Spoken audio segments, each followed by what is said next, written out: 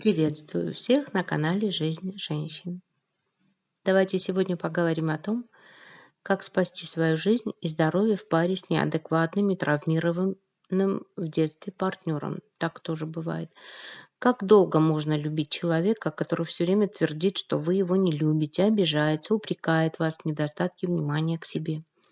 И сколько бы вы ни дали этой любви, заботы и внимания, он остается голодным и недовольным и будет вас постоянно обвинять в том, что вы холодны, невнимательны и не жертвуете собой и своими интересами ради него. Вскоре вы поймете, что сколько бы вы ни дали любви, она провалится в прорву недовольства близкого человека, и он все равно останется голоден, холоден и неудовлетворен. Почему это происходит? Потому что у вашего партнера нет никакого опыта в любви, и он не может распознать любовь и заботу по сути.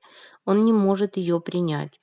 Для него доказательством любви является какая-нибудь жестокая жертва с вашей стороны, когда вам ради партнера придется целиком отвергнуть себя и свои потребности.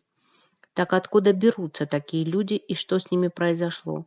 Что они, получая любовь от другой, постоянно прибегают к психологическому насилию, манипуляциям, контролю и прочим формам давления?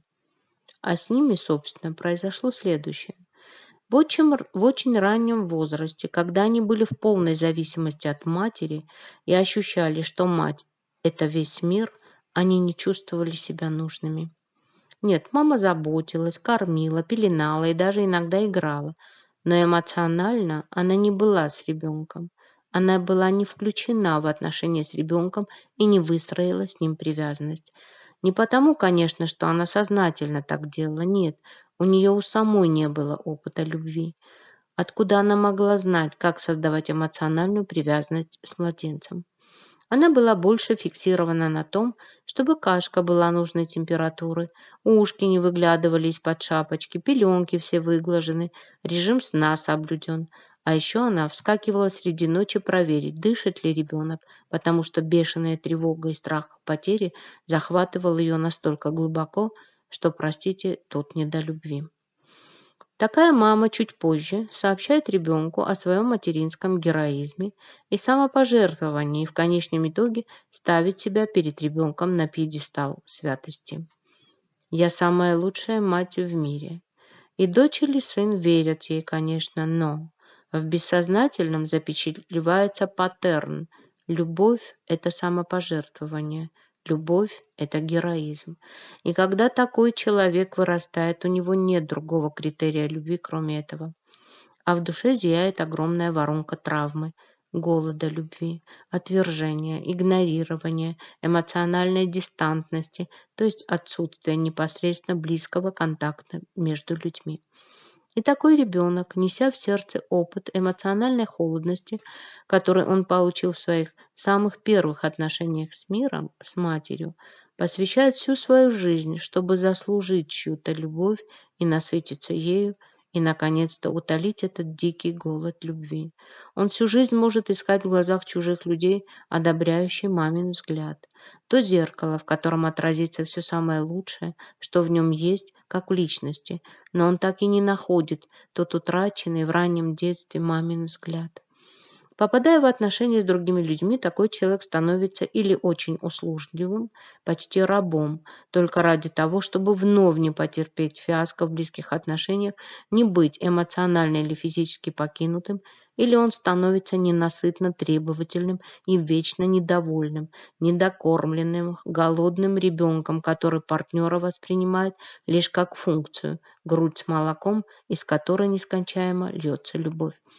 И насытить эту прорву, этот открытый голодный рот вы никогда не сможете, потому что вы его не рожали.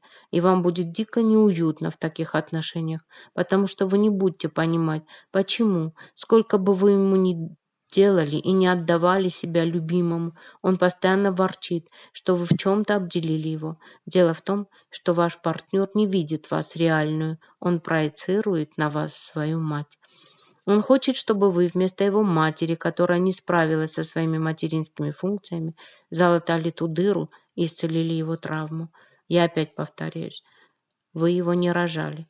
С точки зрения психологии, вы включаетесь в его семейный сценарий, в его игру, в которой ваши силы несравнимо малы. Потому что напротив вас стоит мощный противник, весь род вашего партнера, а вы одна. Вам бы со своими родовыми сценариями справиться, разобраться, как они вам отравляют жизнь, ведь вы недаром оказались с таким партнером в связке, а тут на вас навешивают еще и родовые проблемы вашего партнера, и вы становитесь этаким мусорным баком, в который сливается весь негатив рода вашего партнера, все грехи, если говорить на языке религии, вы берете на себя. Такие отношения обречены на провал или на полное фиаско, потому что игра неравная, и вы очень рискуете раньше времени сыграть в ящик. Здесь ничего не осознается, и только кажется, что некие темные силы раскручивают адский маятник ваших страданий. Да, конечно, ваш партнер тоже страдает, безусловно, потому что он привык страдать еще в детстве. Неосознанно он и вам предлагает жить по его правилам: страдай, жертвуй, люби. Такая любовь очень скоро превращается в ад. Но в сущности тут даже не стоит говорить о любви, так как там, где есть страдания, боль, страх, вина, там не может быть любви. И вырваться из таких отношений невероятно сложно, но вам этого непременно захочется, и вы сделаете попытку вырваться, но вся семейная система партнера и он сам при полной враждебности к вам не отпустят вас. Почему? Да потому что вы мусорный бак для проблем его рода. Вы подпитка, живая кровушка, которую откачивают от вас все, кто стоит за спиной вашего возлюбленного, в первую очередь его мать. Они, конечно, не злобные маньяки, они делают это для того, чтобы быть счастливыми и не страдать. Ведь все живые существа хотят быть счастливыми и не страдать. Но подумайте, насколько велики у вас риски в такой ситуации заболеть неизлечимым заболеванием, если вы не осознаете, что происходит на самом деле и куда вы попали.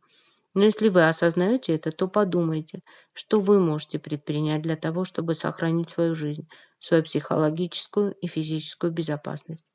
Постарайтесь все-таки, как бы трудно это ни было, допустить мысль, что вы сможете прожить одна.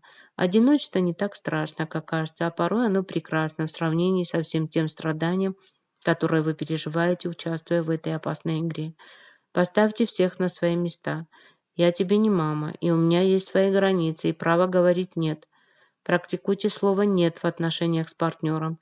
Говорите это слово в той же степени, в которой вы говорите «да» на просьбы и требования партнера. Если вы сказали «нет», то не меняйте ничего, будьте тверды и последовательны. Не бойтесь конфликтов, они лишь очистят ваши отношения. Освободитесь от чувства вины, которым с вами щедро поделился род вашего партнера. Помните, что в этом мире ни вы никому ничего не должны, ни вам. Никто не обязан соответствовать ожиданиям другого. Вы можете сказать партнеру или мысленно: «Я возвращаю твоему роду и твоей семье то чувство вины, которое я разделила с вами. Это чувство вины не мое, оно ваше». Дарите любовь и заботу ровно столько и ровно тогда, сколько и когда вы можете это делать из радости и щедрости. Не делайте ничего из насилия над собой, откажите лучше в просьбе партнеру. Если вы замечаете, что ваш партнер ведет себя не совсем как взрослый и упрекает вас в том, что вы недостаточно даете внимания любви, разделите здесь ответственность между собой, вашим партнером и его матерью, сказав ему приблизительно следующее. «Я тебя люблю, но я не могу отвечать за то, что произошло с тобой в раннем детстве. Я не возьму на себя ответственность за грехи твоей матери и твоего рода. Я тебе не родитель». Будьте внимательны к манипуляциям партнера, замечайте их. Это могут быть упреки, манипуляции на стыде, обесценивание вас как личности или сравнение с другими. Пресекайте это, называя вещи своими именами.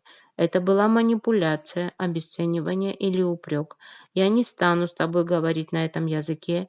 Если что-то хочешь, то попроси. Можно любой упрек перефразировать в просьбу. Если вы успели уже нарожать с таким партнером детей, то засучите рукава и работайте по выстраиванию четких границ с ним. Не берите на себя роль его мамочки, наблюдайте за собой и осознавайте, как вы сами поддерживаете такого рода отношения, в которых вас не видят как личность, а видят лишь функцию. Надеюсь, эти советы пригодятся тем женщинам, которые подвергаются семейному насилию со стороны травмированного партнера. Поделитесь в комментариях, что вы думаете по этому поводу и приходилось ли вам попадать в такие ситуации. На канале «Жизнь женщин» вы найдете много полезной информации для себя. Поэтому подписывайтесь и жмите на колокольчик. А я благодарю вас за внимание, лайки, репосты и отзывы. До новых выпусков. Пока-пока.